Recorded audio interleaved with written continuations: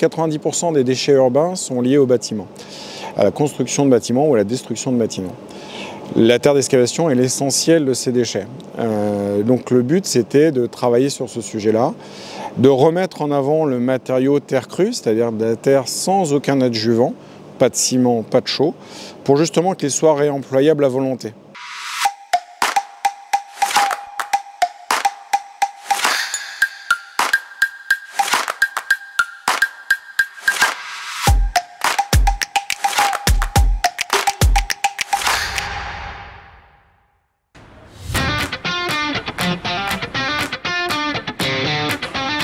C'était au départ un projet de recherche autour de l'utilisation des terres d'excavation qui a duré 4 ans, un projet européen avec 13 partenaires pour savoir si on pouvait employer les terres parisiennes pour les transformer en briques. Et la construction de ce bâtiment et l'achat des machines prototypes, puisque aujourd'hui on est les personnes qui produisons le plus de volume en terre crue. Donc il a fallu effectivement trouver des systèmes de production qui n'existaient pas jusqu'alors.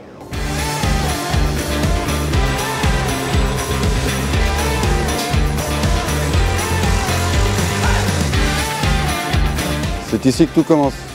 C'est là qu'on reçoit nos terres, les terres d'excavation des chantiers. C'est ici qu'on les stocke avant de les envoyer vers le malaxeur.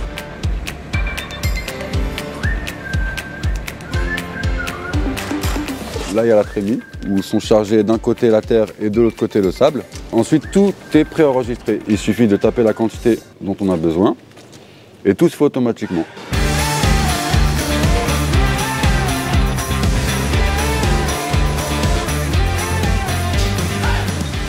Alors ici, c'est la dernière étape avant le stockage des briques. Elles sont mises dans le tunnel de séchage. C'est un système de plénum. C'est cet arceau-là qu'on utilise pour tout simplement faire sécher nos briques.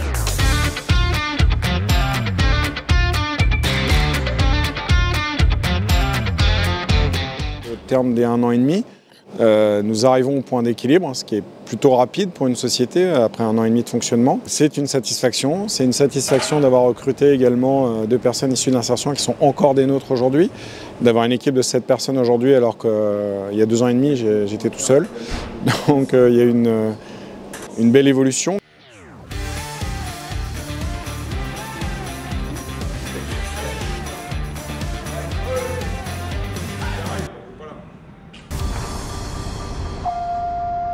Ben voilà, enchanté, je m'appelle Hubert.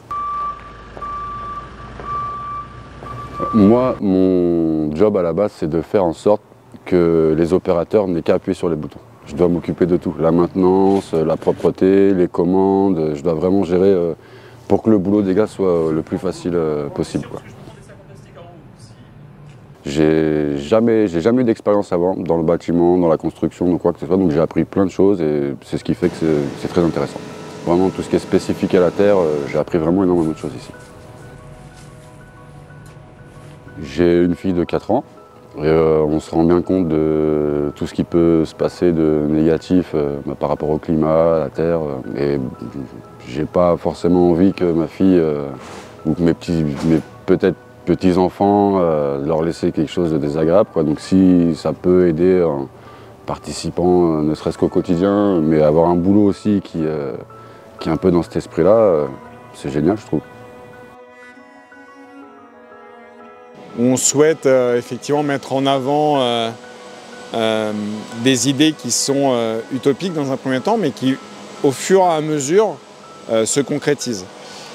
Quand on parle d'enjeux politiques, on parle de réindustrialisation des tissus urbains, reproduire local, diffuser des matériaux de manière locale.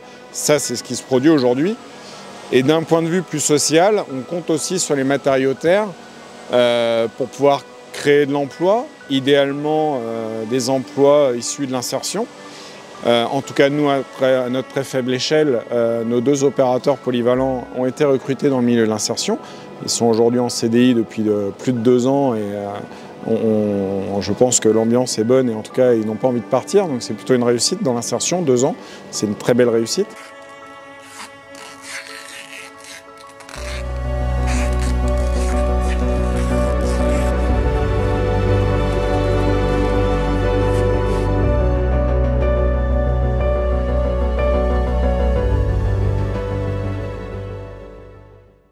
La satisfaction aujourd'hui est que fabriquer des matériaux terre, c'est fait, c'est acté. Apporter l'engouement auprès de nos clients, c'était moins certain, et pourtant c'est acté également. On a beaucoup misé sur l'architecte, sur les architectes, sur l'acculturation des architectes, et ça paye aujourd'hui. Les architectes se sont appropriés nos matériaux et les ont prescrits dans les ouvrages. Sur les Jeux Olympiques, on a eu 2 projets. On a participé à petite échelle au village des athlètes, où une partie du cloisonnement a été faite avec nos BTC, que vous voyez derrière moi.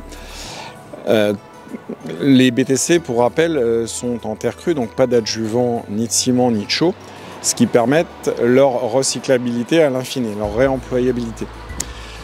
Donc lorsque ces chambres et ces cloisons vont être couchées après les JO pour créer des open space, eh ben, on va aller récupérer les briques que l'on broiera ensuite et on va pouvoir les reproduire, on va pouvoir reproduire des matériaux avec ces terres.